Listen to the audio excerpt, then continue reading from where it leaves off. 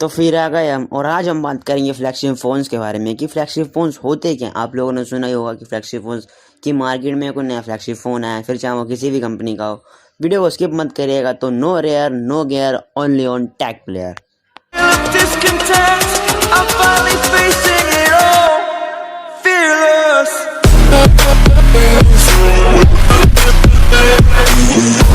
तो जैसा कि आपको पता होगा कि हाल ही में सैमसंग ने सैमसंग का F62, वन प्लस का 9R और वीवो का X60 Pro, ये सब फ्लैगशिप फ़ोन थे।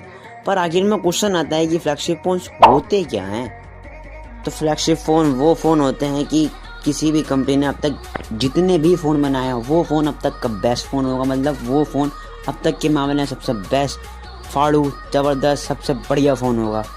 फिर चाहे उसमें बात परफॉर्मेंस की हो, फीचर्स की हो, डिस्प्ले की हो, बैटरी की हो, फास्ट चार्जिंग की हो, प्रोसेसर की हो, कैमरे की हो, मतलब वो फ़ोन किसी ना किसी मामले में बहुत बढ़िया होगा, बहुत ज़बरदस्त होगा।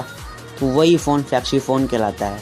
आई होप आप समझ गए होंगे। चैनल को सब्सक्राइब करें, वीडियो को लाइक करें, वीडियो को शेयर करें।